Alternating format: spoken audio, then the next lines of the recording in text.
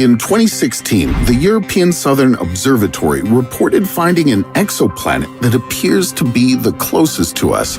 Proxima Centauri B, or Proxima B for short, is located in the habitable zone of the star Proxima Centauri.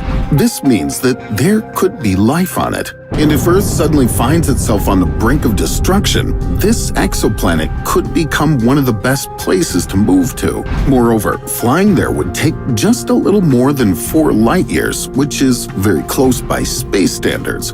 But for our current technologies, this distance is really huge. In this video, you'll find out how far have people gone into space, what engine will make a spaceship fly 600 times faster than lightning, and when will our spacecraft be able to reach the new Earth?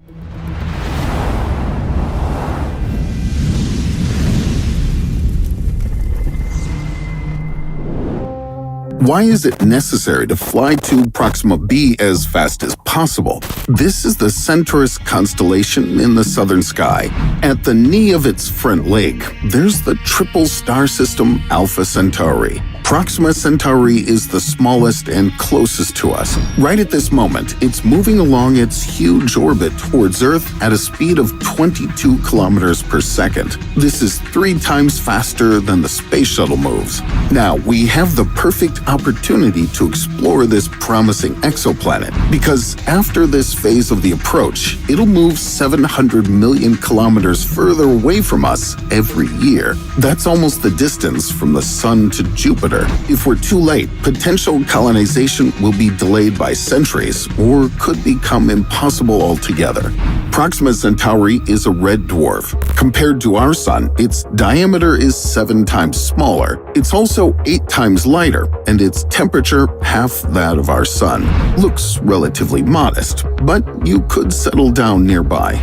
Besides, Proxima B is 20 times closer to its star than Earth is to our Sun. This proximity might lead to one side of the exoplanet being always turned towards its star, just like the Moon is to the Earth. That's why half the planet might be hot and the other half icy. However, some scientists don't see this as a problem. After all, if Proxima B has an atmosphere and oceans, they could ease extreme temperature changes. Given that this exoplanet is more massive than Earth, it could hold both air and water.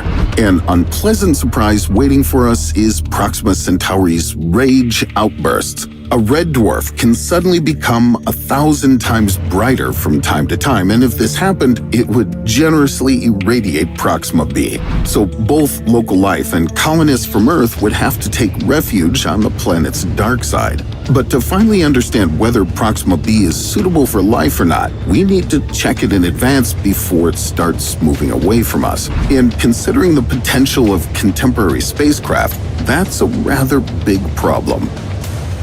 Why would existing spacecraft spend ages flying to Proxima B? To convey the scale of this task, let's put aside kilometers and get out our space tape measure.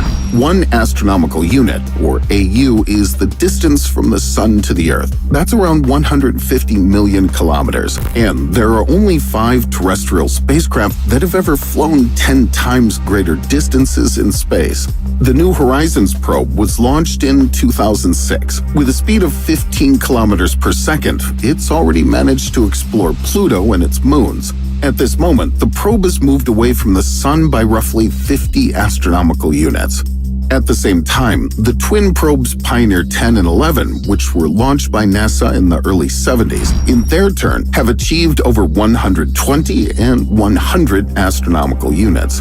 The Voyager 1 and Voyager 2 probes, launched in the late 70s, can be called record holders in this space marathon. Voyager 2 has already flown over 122 astronomical units, while its twin brother set a flight distance record over 147 astronomical units. And that's what the distance from Earth to Proxima B looks like compared to the achievements of our probes. And if the most advanced Voyager 1 decided to fly to Proxima B, it would have to overcome a distance 1,800 times greater. And it would take almost 74,000 years. To get there faster, we'd have to load our probe with fuel tanks to speed it up, which means there would be no room for scientific equipment, and the meaning of the mission would be lost. So we need new engineering solutions.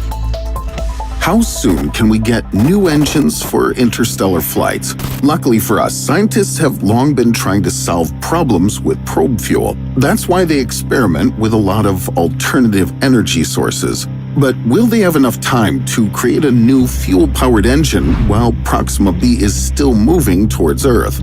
Jim Woodward and Hal Fearn, physicists from California, are developing something called the Mega Drive, which applies Mach's principle. Sounds like a voodoo spell, but they hope this project will open the era of interstellar space travel.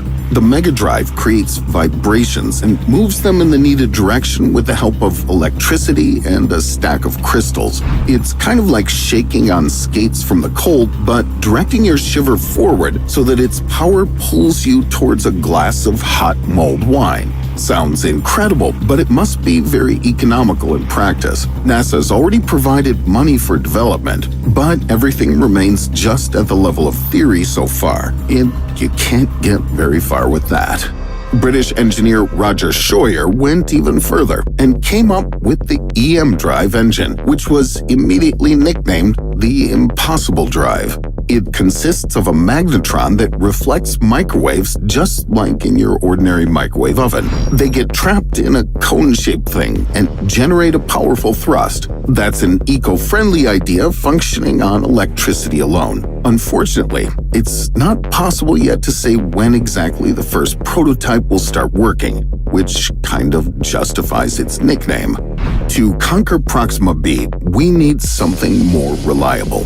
And the thermonuclear engine project is showing outstanding results. It's being modeled at the Princeton Plasma Physics Laboratory. This engine will run on the nuclear fusion energy of helium-3 and deuterium. Spacecraft with such an engine could make it to Pluto in just 5 years. That's twice as fast as the New Horizons probe. And in 42,000 years, it would be able to reach Proxima B. Not that bad, but unfortunately, our window of opportunity will have slammed shut by that time.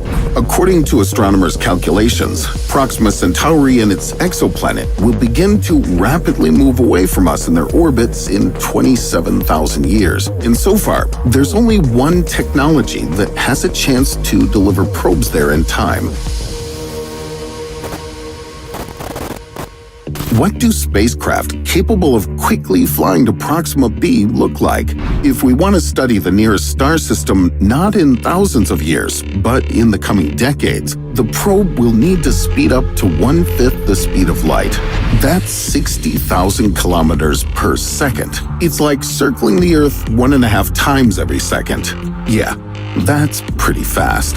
So far, only the Breakthrough Starshot project could hypothetically do that. The idea is based on the fact that ordinary photons have impulse and can push objects they bump into. In a nutshell, if you put a solar sail in space, the light of our star or a laser will make it fly. First, a normal rocket will lift 1,000 probes into Earth's orbit, each weighing just 1 gram. That's lighter than a chip. Each probe will have a solar sail 4 by 4 meters in size, 100 nanometers thick, and weighing another half a chip.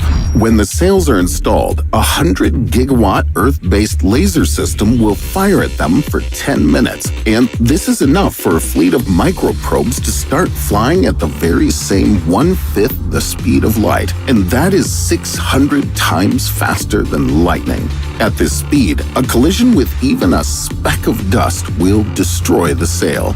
And those probes that would survive and reach Proxima B only 20 years later must do another trick that even the superhero Flash would envy. They'll only have a mere moment to take a photo of the exoplanet, as there's only one chance. The main thing, I suppose, is not to forget to remove the lens cap. After that, the photos will be transmitted to Earth, which would take about 5 more years to reach us. Today, engineers are striving for the launch of Starshot with all their might, so that here in this 21st century, we can finally say mission accomplished, that we've reached another star for the first time in history. But what will we see in the forthcoming images from Proxima B? Oceans and Earth-like atmosphere, or scorched desert? If Proxima B turns out not to be suitable for life, it's not the biggest deal. In the Alpha Centauri binary system, both stars have their own exoplanets, and from a base on Proxima Centauri, they'll be within reach. So, we know indeed we'll find something interesting somewhere in the vicinity of Centaurus left knee.